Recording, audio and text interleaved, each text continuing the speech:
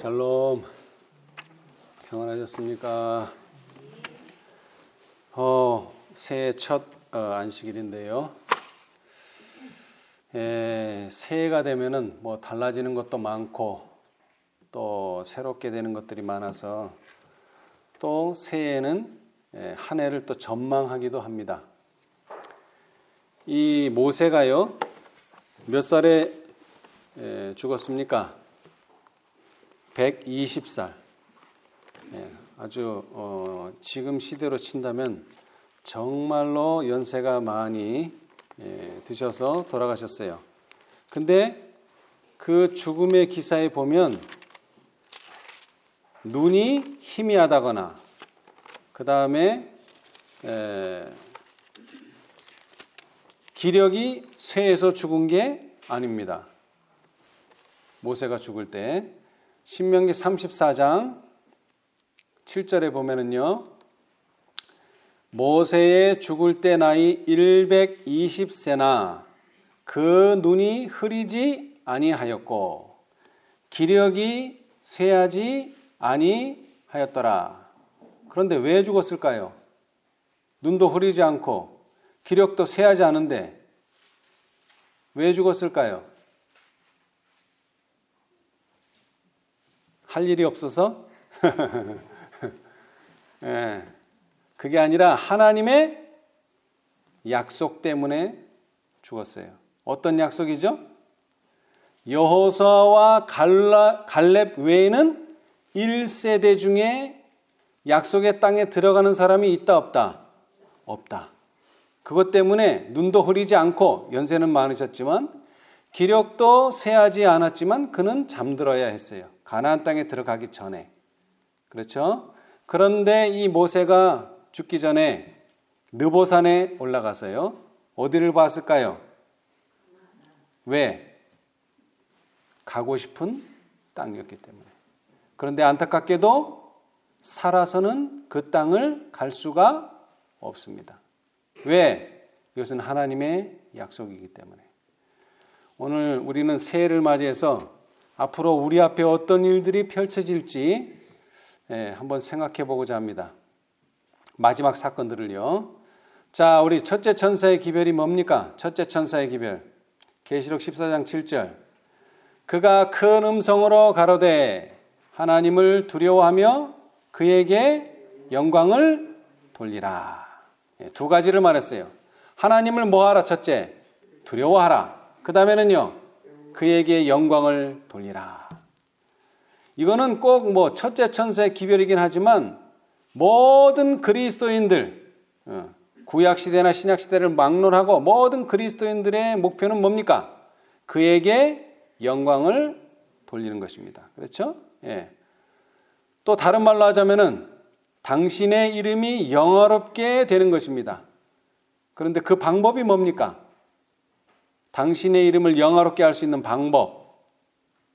자, 우리 과정 공부 시간에 공부했지만 다시 한번 보겠습니다. 사도행적 12페이지.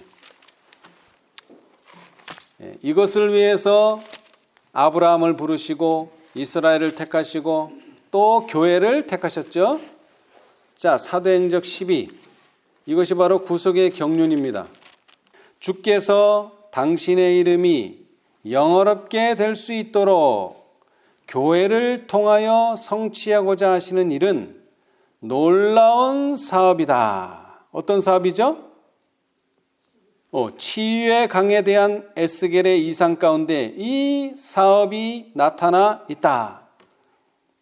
이 물이 동방으로 향하여 흘러 아라바로 내려가서 바다에 이르리니 이 흘러내리는 물로 그 바다의 물이 소성함을 얻을지라. 이 강물이 이르는 곳마다 번성하는 모든 생물이 살고 강 좌우가에는 각종 먹을 실과 나무가 자라서 그 잎이 시들지 아니하며 실과가 끊치지 아니하고 달마다 새 실과를 맺으리니 그 물이 성소로 말미암아 나옴이라. 그 실과는 먹을 만하고 그 잎사귀는 약재료가 되리라. 에스겔 47장 8절로 12절. 자, 요 끝부분. 강 좌우가에는 각종 먹을 실과 나무가 자라서 그 잎이 시들지 아니하며 실과가 끊치지 아니하고 달마다 새 실과를 맺으리니 그 물이 성소로 말미암아 나옴이라. 그 실과는 먹을 만하고 그 잎사귀는 약 재료가 되리라. 근데 계시록에 보면 이와 똑같은 묘사가 있어요. 계시록에. 계시록 22장 1절로 2절에 보면은 또 저가 수정같이 맑은 생명수의 강을 내게 보이리니, 여기는 치유의 강이라 그랬는데 에스겔에서는 이 계시록은 생명수의 강이라. 강을 내게 보이리니 하나님과 어린 양의 보호자로부터 나서, 여기는 성소로부터 난다 그랬는데 여기는 하나님과 및 어린 양의 보호자로부터 나서 길 가운데로 흐르더라. 강 좌우에 생명나무가 있어 12가지 실과를 맺히되 달마다 그 실과를 맺히고, 여기서는 달마다 새 실과를 맺으리니 그 나무 잎사귀들은 만국을 소송하기 위하여 있더라. 그 잎사귀는 약 재료가 되리라. 똑같은 말이에요. 구약은 에스겔에서, 신약은 계시록 22장에서. 근데 차이점은 뭐냐? 계시록에 있는 것은 요한이 직접 하늘에서 본 거예요. 우리는 보통 계시라고 표현하죠. 그런데 에스겔이 본 거는 계시가 아니고 뭐예요? 이상, 상징이라는 거예요. 여기 나온 게 모든 게 상징. 그게 다른 점이에요. 자, 그런데 이것은 결론부고, 에스겔 47장에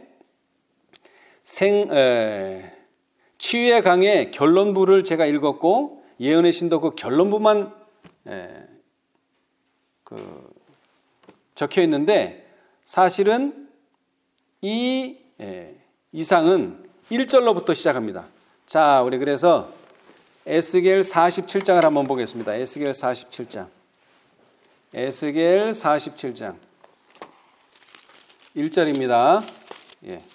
그가 나를 데리고 전문에 이르시니 전의 전면이 동을 향하였는데 그 문지방 밑에서 물이 나와서 동으로 흐르다가 전 우편 제단 남편으로 흘러내리더라. 자, 이제 쉽게 생각해서 성소로 생각하시면 돼요. 성소는 두 구역으로 나눠져 있습니다. 하나는 뭐죠? 뜰이 있고요. 뜰. 그 다음에는 또 뭐가 있어요? 성소. 그 성소는 또 크게 지성소와 성소로 나누지만 하여튼 하나로 말하자면 성소라는 건물이 하나 있어요. 자, 여기도 보면은 전이 있죠. 전. 이게 성전이에요. 성소. 그 다음에 전 옆에는 뭐가 있어요? 전 옆에 물이 나와서 동으로 흐르다가 전 우편, 오른편에 뭐가 있죠? 제단. 제단이 있어요. 성소도 마찬가지죠. 딱 동문으로 딱 들어가면은 천막을 통해서 들어가면 뭐가 있어요? 첫 번째 눈에 띄는 게 번제단이 있죠. 제단. 똑같아요. 제단이 있고 그 제단을 또 좀 더 가면 뭐가 나와요? 성소가 나오죠. 마찬가지예요. 그런데 물이 어디서부터 나와요? 물이 성전, 성소에서 성전 문지방 그 밑에서부터 물이 흘러나와서 어디로 가죠? 이 물이 제단, 우편에 있는 제단으로 가서 그 제단 남편으로 흘러내리더라. 구속의 경륜은 성소와 번제단이 주요한 역할을 합니다. 이 모든 계획은 성전에서 나와요. 하나님의 임재가 계신 곳에서부터 나와요. 그런데 그게 그냥 임재로부터 나오는 게 아니라 뭐를 통해서? 제단이라고 하는 예수님의 십자가, 이 세상에 세워진 십자가를 통해서 그 모든 일이 이루어진다는 그런 의미입니다. 근데 재미있는 것은요, 물이 이제 흘러나오는 건 봤는데 3절에 그 사람이 손에 줄을 잡고 동으로 나아가며 1,000척을 청량한 후에 나로 그 물을 건너게 하시니 물이 발목에 오르더니. 자, 이 계시록에 보면은 성전을 청량하는 게 나오죠. 근데 이거는 성전 청량도 아니고 뭐를 청량하는 거예요? 물을 청량해. 어디서부터 나온? 성전 문지방에서부터 나온 물이 점점 흘러가니까 얼마를 재서요? 1,000척을 청량한 후에 뭐를 재는 거예요, 이제? 내 몸에, 이 에스겔의 몸에 물이 어디까지 찼느냐 수위를 보는데 처음에는 어디예요, 수위가? 아니죠, 물이 아니고 발목, 3절에 발목에 오르더니 4절 다시 1,000척을 청량하고 나로 물을 건너게 하시니 물이 이번에는 어디까지 찼어요, 이제? 점점 올라와서 무릎에까지 온 거예요. 이제 발목에서 무릎까지 올라왔어요.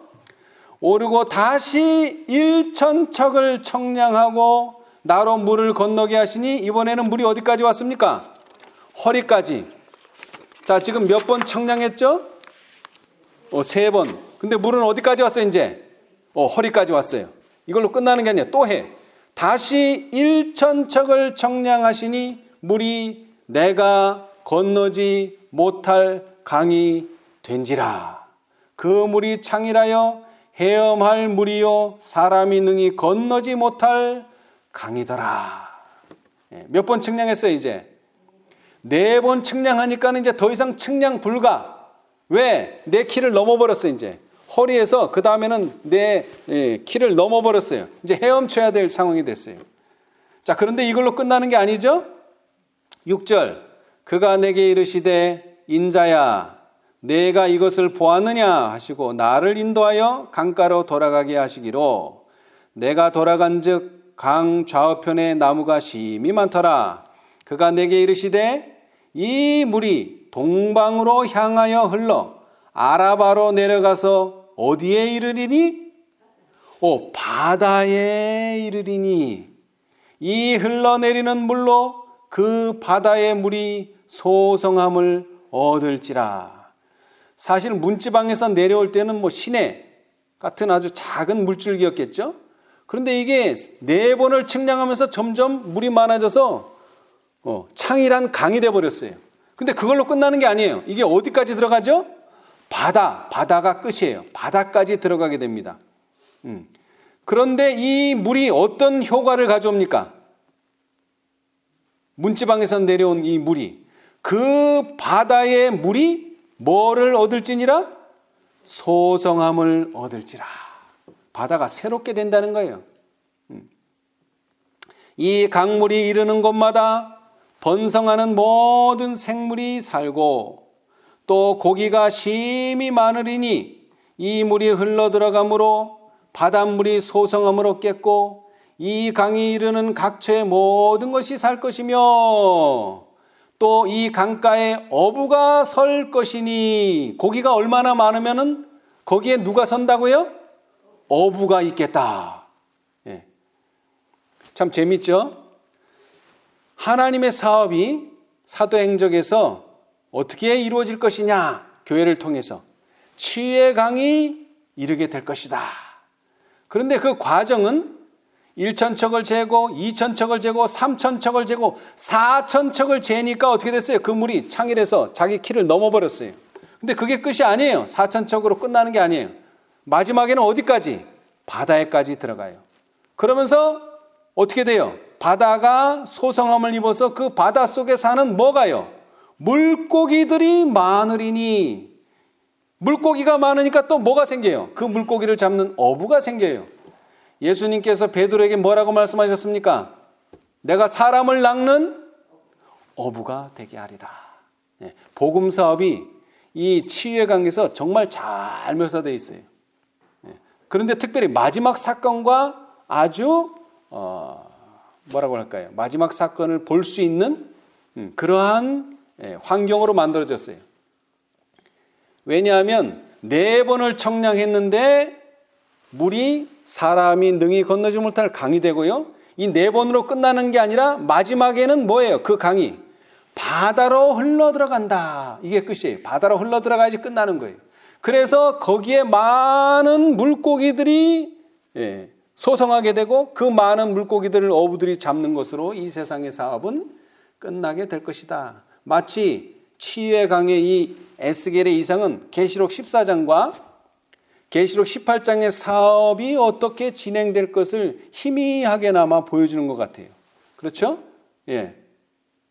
자, 그런데 이 소성함으로 말미암아 어떤 일이 벌어집니까? 10절, 또 이 강가에 어부가 설 것이니 엔게디에서부터 에네글라임까지 그 물 치는 곳이 될 것이라. 그 고기가 각기 종류를 따라 큰 바다의 고기같이 심이 많으려니와 그 진펄과 개펄은 소성되지 못하고 소금 땅이 될 것이며 강 좌우가에는 각종 먹을 실과 나무가 자라서 그 잎이 시들지 아니하며 실과가 끊치지 아니하고 달마다 새 실과를 맺으리니 그 물이 성소로 말미암아 나옴이라. 그 실과는 먹을 만하고 그 잎사귀는 약 재료가 되리라. 자, 그런데 이 놀라운 사업이 성공적으로 마칩니다. 그래서 어떻게 된다고요? 그 바다에 고기가 심이 많다. 많은 영혼들을 추수하게 될 것입니다. 마지막 때. 그런데 모든 영혼이 추수되는 것은 아닙니다. 사도행적은 요 11절을 점점점으로 처리했어요. 하나님의 사업은 분명히 큰 수확을 얻게 될 것입니다. 그러나 반면에 어떤 상황도 벌어진다고요? 그 진펄과 개펄은 소성되지 못하고 소금 땅이 될 것이다. 구원 얻지 못하는 사람들도 있어요. 그러나 하나님의 뜻은 무엇입니까? 하나님의 뜻은 모든 사람이 구원함에 이르는 것이겠죠. 그렇죠? 예. 자, 그러나 하나님의 사업이 이렇게 풍성한 수확을 얻는 반면 이 하나님의 사업을 방해하는 일들도 벌어집니다. 예. 그렇죠? 예. 자, 우리 예수님의 재림에 관한 예언을 한번 살펴보겠습니다. 자, 우리 마태복음 24장. 마태복음 24장. 하나님의 사업은 분명히 큰 수확을 얻게 될 것입니다만은 이 일을 방해하는 세력이 있다는 것입니다. 이것이 바로 구속의 경륜이고 사단과 그리스도와 사단과의 대쟁투지요. 자, 이것을 기록한 것이 마태복음 24장입니다. 1절에 보시면은 예수께서 성전에서 나와서 가실 때에 제자들이 성전 건물들을 가리켜 보이려고 나아오니 대답하여 가라사대 너희가 이 모든 것을 보지 못하느냐? 내가 진실로 너희에게 이르노니 돌 하나도 돌 위에 남지 않고 다 무너뜨리우리라. 예수께서 감람산 위에 앉으셨을 때에 제자들이 종용이 와서 가로되 우리에게 이르소서 어느 때에 이런 일이 있겠사오며 또 주의 임하심과 세상 끝에는 무슨 징조가 있사오리까? 자, 제자들이 질문한 내용이 뭡니까? 제자들이 질문한 내용은 두 가지입니다. 어느 때에 이런 일이 있겠습니까? 그 다음에는 주의 임하심과 세상 끝에는 무슨 징조가 있겠습니까? 자, 어느 때에 이런 일이 있겠습니까? 라는 말은 예루살렘의 멸망에 대한 징조는 무엇입니까? 그런 질문입니다. 또 하나는요, 재림과 세상 끝에 있을 징조는 무엇입니까? 이 두 가지 질문을 했어요.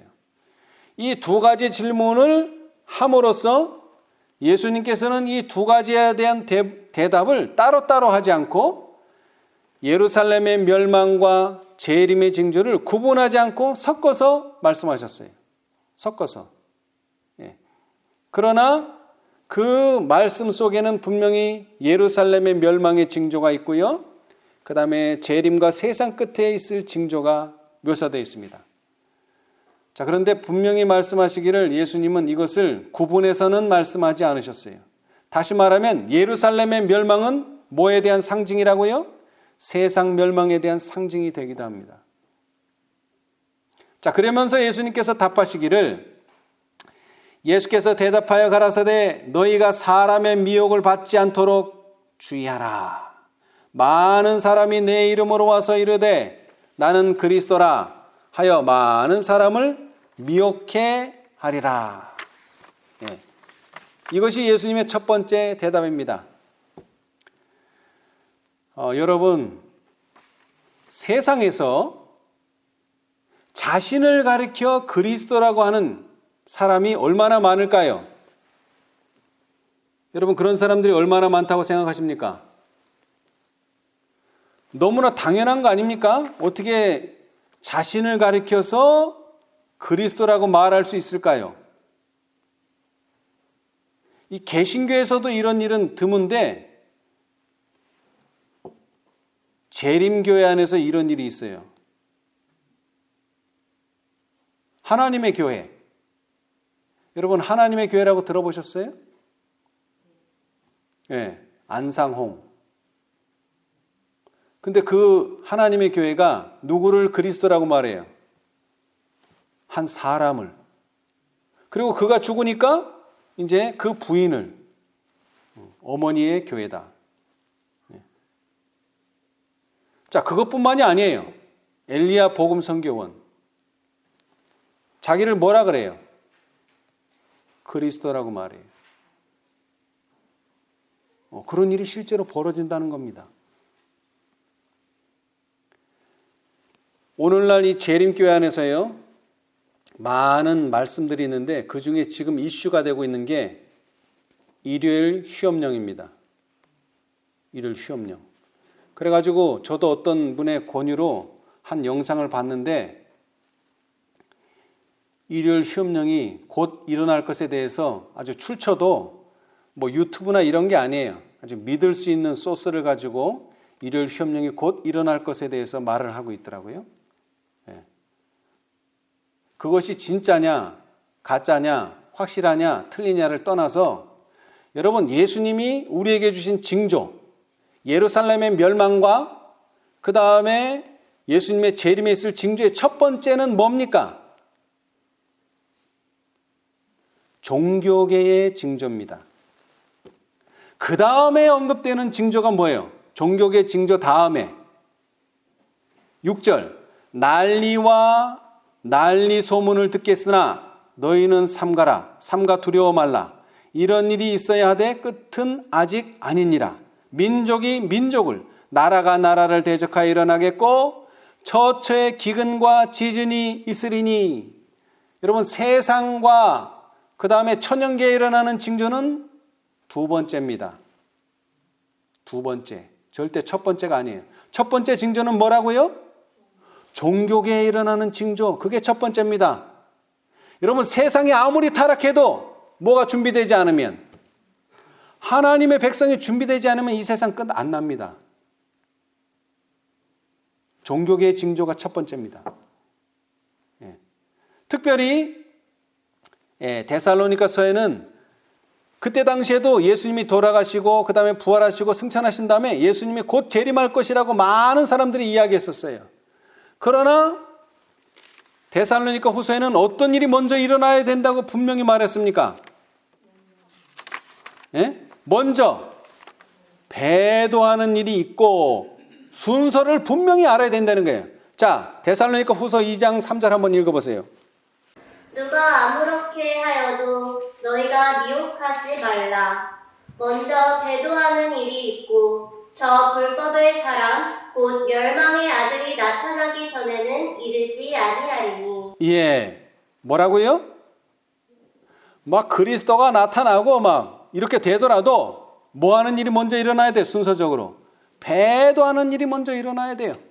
그 다음에 누가 나타나야 돼요? 불법의 사람 곧 멸망의 아들이 나타나야 돼요. 예. 이것이 나타나기 전에는 절대로 예수님 오시지 않습니다. 그런데 그것은 종교계의 징조라는 거죠. 종교계의 징조. 예. 그리고 이 모든 일에는 순서가 있다. 예. 자, 그런데 8절에 보니까 막 난리가 나고 민족이 민족을 나라가 나라를 대적하여 일어나고 첫째 기근과 지진이 일어나지만 이런 게 일어나도 이 모든 것은 뭐에 불과하다고요? 재난의 시작이니라. 이건 서론이라는 거예요. 그럼 본론은 뭐예요? 이 재난의 본론 9절서부터 나옵니다. 9절 한번 읽어보세요. 그때에 사람들이 너희를 환난에 넘겨주겠으며 너희를 죽이리니 너희가 내 이름을 위하여 모든 민족에게 미움을 받으리라. 예, 이게 본론이에요. 이게 본론. 어떤 일이 벌어져야 된다고요? 너희를 환난에 넘겨주겠으며 너희를 죽이리니. 이제 그 다음이 제일 중요해요. 내 이름을 위하여 모든 민족에게 미움을 받으리라. 여기서 모든 민족, 이게 중요해요. 왜냐하면 많은 민족에게 미움을 받는다가 아니에요. 모든 민족. 여러분, 둘째 천사의 기별이 뭡니까? 그거 아니고 바벨론이 무너졌다는 거죠. 그런데 1844년에 이 기별이 전해졌어요. 그때 바벨론이 전부 다 무너졌습니까? 아니요. 왜 무너지지 않았을까요? 모든 민족이 안 됐기 때문에 그래요. 대부분은 많은 나라가 타락하긴 했는데 모든 민족이 그렇게 되지는 않았어요. 이건 제 말이 아니고요. 각 시대 대쟁투에 나오는 말입니다. 자, 우리 보십시다. 389페이지. 대쟁투 389페이지. 대쟁투 389페이지. 우리는 마지막 사건을 마태복음 24장을 통해서 보는데요. 자, 389페이지. 요한계시록 14장의 둘째 천사의 기별은 요한계시록 14장의 둘째 천사의 기별은 1844년 여름에 처음으로 전파되었다. 그런데 그 기별은 그 심판의 경고가 제일 널리 전파되고 제일 보편적으로 조절당하고 또한 교회가 가장 급속도로 타락하게 된 북미 합중국의 교회들에게 가장 직접적으로 적용되었다. 그러나 둘째 천사의 기별은 1844년에 완전히 성취되지 못하였다. 자, 여기 보세요. 둘째 천사의 기별은 완전히 성취됐다고요? 1844년에? 아니요. 완전히 성취되지 못했어요. 자, 이제 그 이유를 읽어보세요. 당시의 교회들이 재림교회의 빛을 거절한 결과로 도덕적 타락을 경험하였으나 그 타락은 극도에 달한 것이 아니었다. 그들은 그 시대의 특수한 진리를 거절함으로 더욱더 깊이 타락하게 되었다. 그러나 무너졌도다 큰 성 바벨론이여 모든 나라를 그 음행으로 인하여 진노의 포도주로 먹이던 자로다. 고 하리만큼 되지는. 자, 거기도 보세요. 얼마만한 나라? 많은 나라? 모든 나라. 모든 나라가 음행을 해야 돼요. 모든 나라가. 저기 마태복음 24장은 뭐라고요? 모든 민족이 너를 미워해야 돼요. 많은 민족이 아니고 모든 민족. 여기서는 모든 나라가 바벨론이 돼야 돼요. 근데 그게 1844년 당시에는 안 됐다는 거죠. 그래서 완전히 성취되지 않았다는 거예요. 그렇죠? 예. 그는 아직은 모든 나라를 그렇게 만들지는 않았다. 세상과 타협하고 이 시대를 위한 진리에 무관심한 정신은 각 시대의 모든 그리스도 교국을 통하여 개신교의 모든 교회들 안에 잠재하여 그 뿌리를 깊이 내리고 있다. 그 교회들은 둘째 천사의 엄숙하고 두려운 선고를 받아야 할 교회들이다. 그러나 그들의 배교는 아직 절정에 달해 있지 않았다. 언제 절정으로 갈까요? 언제 모든 나라가 그렇게 될까요? 자, 좀 더 읽어보겠습니다. 성경은 그리스도의 재림 전에 사단이 모든 거짓 권능과 징조와 이적과 불의한 모든 속임으로 활동할 것인데 진리를 사랑하는 마음을 받지 아니하여 구원함을 얻지 못할 자들은 미혹하는 마음이 발동하여 거짓 것을 믿게 될 것이라고 말한다. 그러한 상태가 이루어지고 모든 그리스도 교국의 각 교회들이 세상과 완전히 연합할 때 바벨론의 타락은 절정에 이를 것이다. 이러한 변화는 현재 진행 중에 있으며, 여러분, 지금 우리가 읽고 있는 이 각시대 대쟁투가 언제 써졌어요? 1888년이 초판이고 증보판은 1911년. 1911년 당시에 이 상황은 뭐라고요? 이러한 변화는 현재 뭐 중? 1911년 당시에 진행 중이라는 거예요. 요한계시록 14장 8절의 완전한 성취는 아직 장래에 속한 일이다. 바벨론을 구성하고 있는 교회들 내에 존재하는 영적 암흑과 하나님께로부터의 분리에도 불구하고 그들의 단체 안에는 참된 그리스도인의 큰 무리가 여전히 남아있다. 그들 중에는 이 시대를 위한 특별한 기별을 아직 깨닫지 못한 사람들이 많이 있다. 또한 많은 사람은 그들의 현 상태에 만족하지 아니하고 더욱 밝은 빛을 갈망하고 있다. 그들은 자기들이 속해 있는 교회들 가운데서 그리스도의 형상을 찾고자 헛된 노력을 하고 있다. 그 단체들이 진리에서 점점 멀리 떠나가게 되고 동시에 세상과 더욱 밀접히 결합됨에 따라 두 계급의 차이는 더욱 커져서 마침내 완전히 분리되고 말 것이다. 그리하여 하나님을 가장 사랑하는 사람들은 쾌락을 사랑하기를 하나님 사랑하는 것보다 더하며 경건의 모양은 있으나 경건의 능력을 부인하는 자들과 더 이상 관련을 맺을 수 없게 될 때가 올 것이다. 언제? 그것을 설명하는 게 다음 문단이에요. 요한계시록 18장은 계시록 14장 6절로 12절의 삼중 경고를 거절한 결과로 교회가 둘째 천사가 예언한 상태에 빠졌을 때 아직도 바벨론 가운데 남아있는 하나님의 백성을 향하여 그 가운데서 나오라는 초청이 주어질 시기를 지적하고 있다. 그 기별은 이 세상에 전해질 어떤 기별? 최후의 기별이며 그것으로서 그 사업이 맞춰질 것이다. 진리를 믿지 않고 불의를 좋아하는 모든 자들이 속임을 받아 거짓을 믿도록 방임되어 있을 때 진리의 빛은 그것을 받고자 마음을 열고 있는 사람들을 비춰줄 것이며 바벨론 가운데 있는 하나님의 모든 자녀들은 내 백성아 거기서 나오라는 호소에 유의하게 될 것이다. 여러분, 에스겔의 치유의 강에서 청량을 몇 번 했나요? 4번. 그 4번째 청량을 한 다음에 어떤 일이 벌어진다고요? 요한계시록 18장이 바로 14장에서 아직 완전히 바벨론이 되지 못한 나라들이 계시록 18장에서는 완전히 바벨론이 된다는 거예요. 넷째 천사의 이후에. 그래서 이 물이 어디까지 흘러가요? 바다까지. 여러분, 자, 이제 마태복음 24장으로 돌아와서요. 마태복음 24장으로 돌아와서요.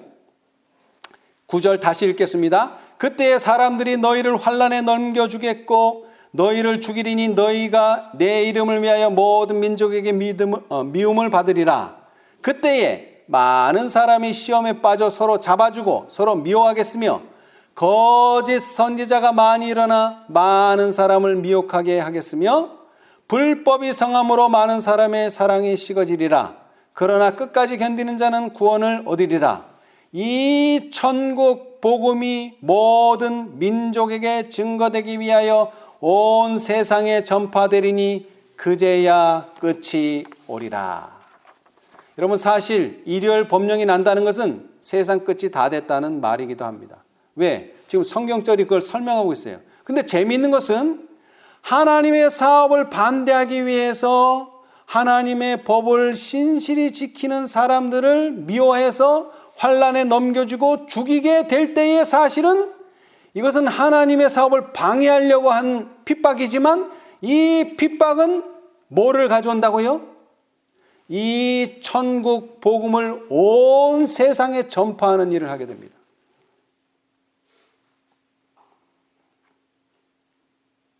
그렇죠? 네. 사실은 핍박을 해서 못하게 하려고 하는데 그 핍박이 오히려 그들의 신앙을 드러내는 거예요. 다니엘의 시대와 똑같아요. 금신상을 하나 만들어 놓고 여기에 절해라. 절하지 않으면 다 뭐 하겠다? 죽이겠다. 풀무불에 집어넣겠다. 그랬는데 절하지 않은 3사람이 나타났어요. 또 기회를 줍니다. 절할 수 있도록. 그런데 그 기회도 무시했기 때문에 7배나 더 뜨거운 불을 만들었는데 그 병사들, 그 3사람을 데리고 가던 병사들은 그 근처 가다 타 죽었어요. 그런데 이 세 사람이 분명히 풀무불에 들어갔는데 보니까 네 사람이 있어. 인자 같은 이라고 말했어요. 그 말은 그 핍박이, 그 시험이, 그 환난이 오히려 하나님의 영광을 돌리는 일이 되었다는 것입니다. 마지막 사건도 똑같아요. 이 핍박과 이 이레일 시험령이 핍박과 시험을 가져오지만 이것을 통해서 오히려 하나님의 백성들이 온 세상에 드러나게 되고 모든 민족에게 증거되기 위하여 온 세상에 전파된다. 언제요? 계시록 18장 천사가 활동할 때에 그런 일이 벌어진다는 거예요. 네 번의 청량 이후에 그런 일이 벌어진다는 거예요. 네 번의 청량 이후에. 이 성경은요, 인치는 사업에 대해서 묘사할 때 바람을 붙든다 이렇게 표현하고 있어요. 그죠? 계시록 7장 1절로 2절 한번 읽어보세요. 계시록 7장 1절로 2절. 이일 후에 내가 내 천사가 땅 내 모퉁이에 선 것을 보니 땅의 사람의 바람을 붙잡아 바람으로 하여금 땅에나 바다에나 각종 나무에 불지 못하게 하더라. 또 보면 다른 천사가 살아계신 하나님의 인을 가지고 해 돋는 데로부터 올라와서 땅과 바다를 해롭게 할 권세를 얻은 네 천사를 향하여 큰 소리로 외쳐 가로되 우리가 우리 하나님의 종들의 이마에 인치기까지 땅이나 바다나 나무나 해하지 말라 하더라. 예. 자, 여기 보시면은 네 천사가 있어요. 네 천사가 땅, 네 모퉁이에 선 것을 보았어요. 근데 뭘 잡고 있어요? 바람을 잡고 있더라. 왜 바람을 잡고 있어요? 땅에나 바다에나 각종 나무에 불지 못하게 하려고. 자, 그런데 인치는 일을 어렵게 하지 않도록 바람을 불지 못하게 한다는 건 이해하겠는데 왜 하필 땅에나 바다에나 각종 나무에 불지 못하게 한다고 성경은 표현하고 있을까요? 사실 이 다니엘서의 예언들 속에 보면 짐승들이 다 땅에 있는 짐승들이에요. 땅에 있는 짐승들. 뭐 짐승이라고 그러면은 악한 세력을 말하니까 가축들, 땅에 있는 가축들, 특별히 양들. 하나님의 백성은 양들로 표현되잖아요. 땅에 있는 가축들이에요. 그 양들의 터전이 되는 땅. 그 다음에 물고기는 어떻습니까? 어디가 터전이에요? 바다가 터전이에요. 바다가 뒤숭숭하면 물고기들이 잘 살지를 못해요. 구원 얻을 영혼들, 어부에게 잡혀야 될 영혼들, 하나님에게 잡혀야 될 영혼들이 물고기인데 이 물고기가 살려면 바다가 바람이 불면 안 돼요.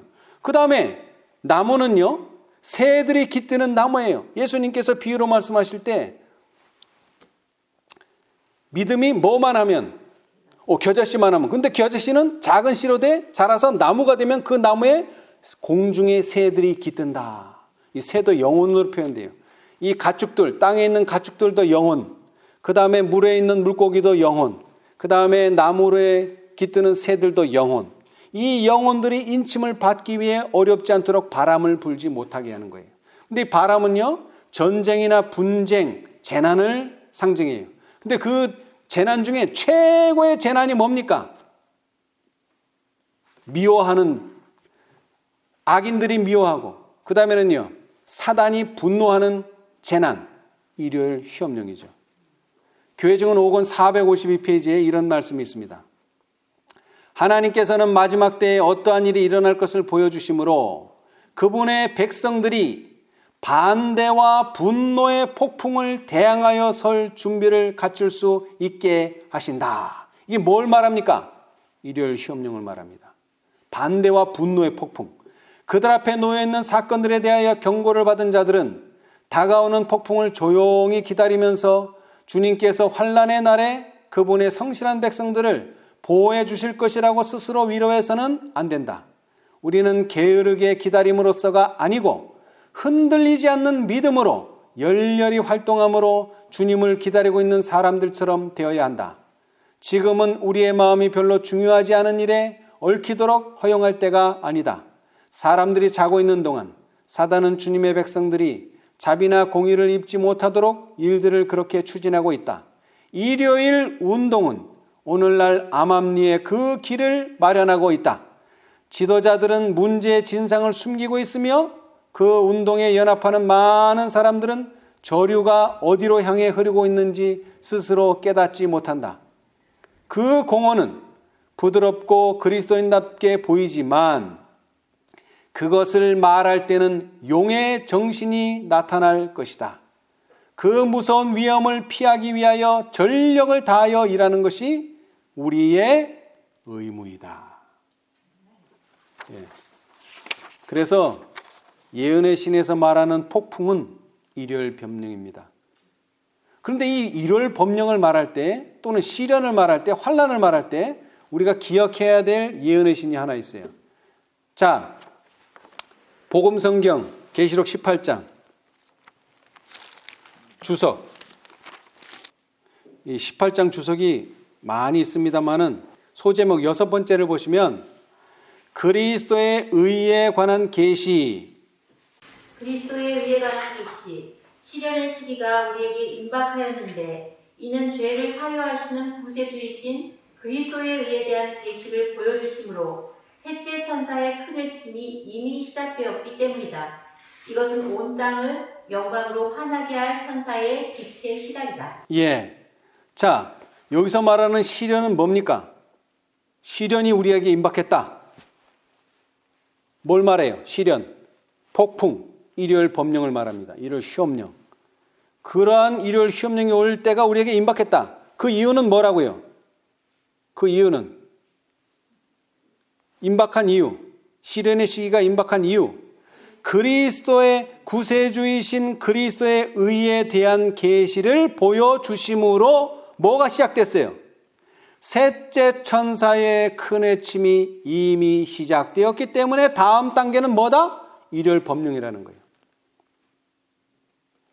또 설명이 나와요.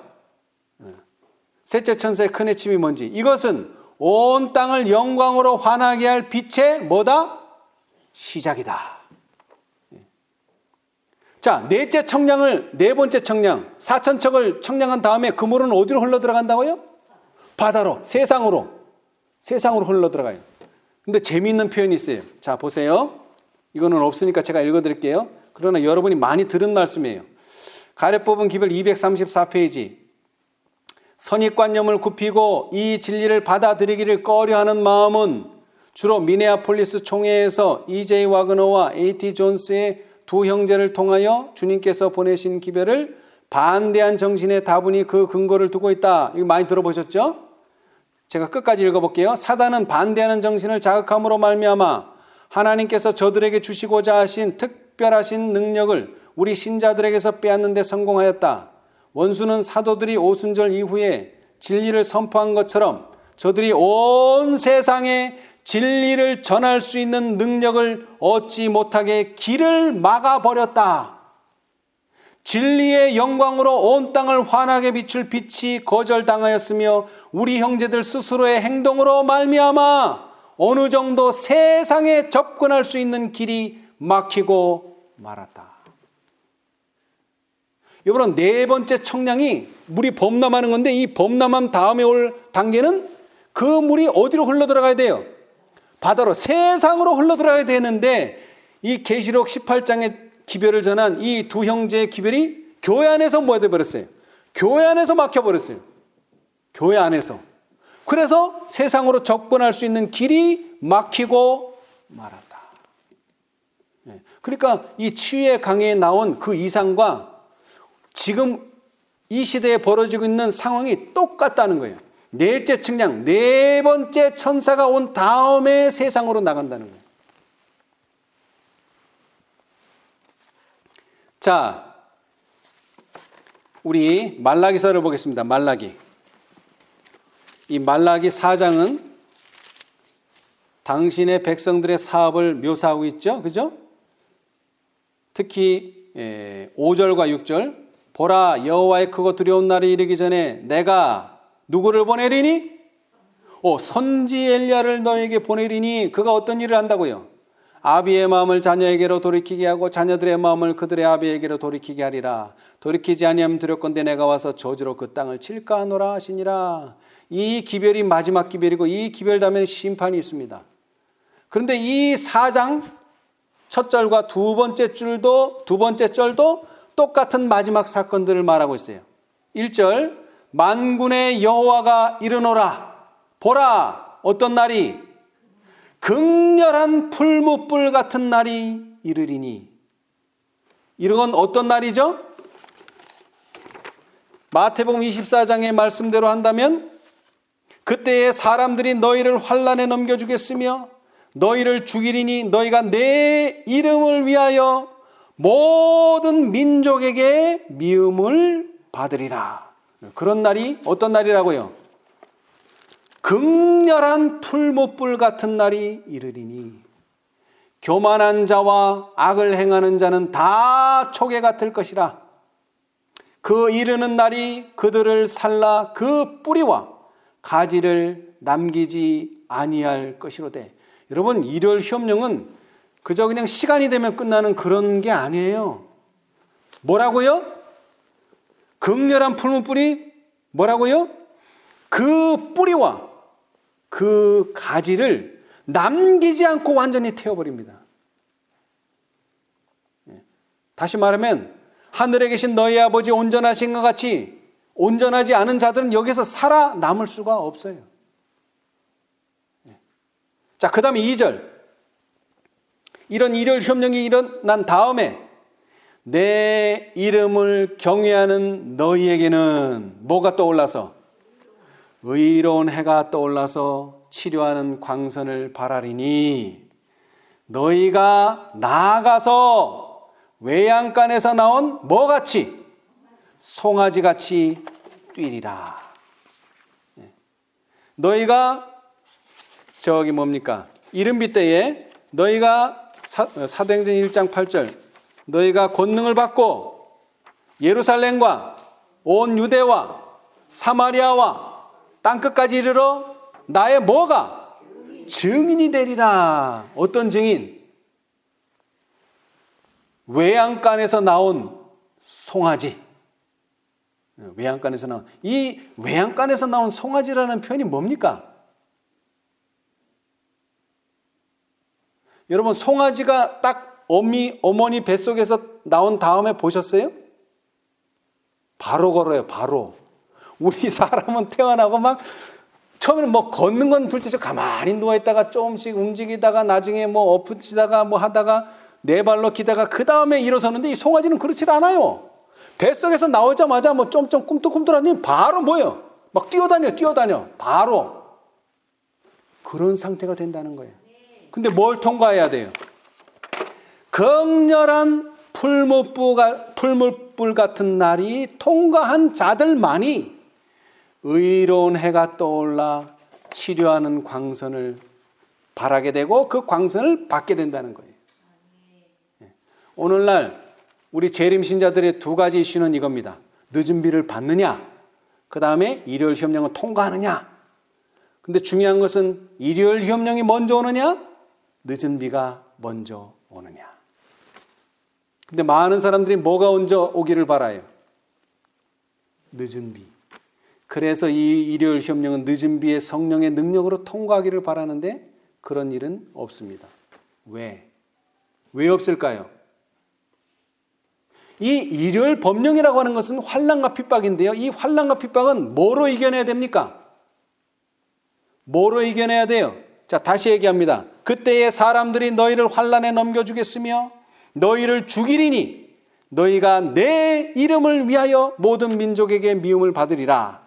그때에 많은 사람이 시험에 빠져 서로 잡아주고 서로 미워하겠으며 거짓 선지자가 많이 일어나 많은 사람을 미혹하게 하겠으며 불법이 성함으로 많은 사람의 사랑이 식어지리라. 그럴 때 어떻게 살아남을 수 있습니까? 사도 바울이 말했죠? 자, 데살로니가 후서. 물론 성령의 능력이긴 하지만 늦은 비를 통해서 살아나는 것이 아닙니다. 자, 데살로니가 후서 2장.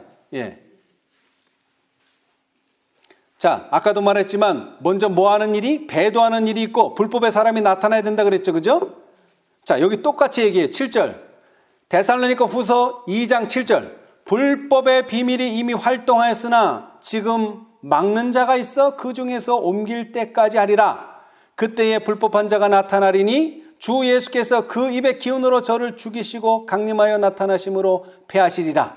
악한 자의 이 마음은 사단의 역사를 따라 모든 능력과 표적과 거짓 기적과 불의의 모든 속임으로 멸망하는 자들에게 이 말이니 이는 저희가 무엇을 받지 아니하여 진리의 사랑을 받지 아니하여 구원함을 얻지 못함이니라.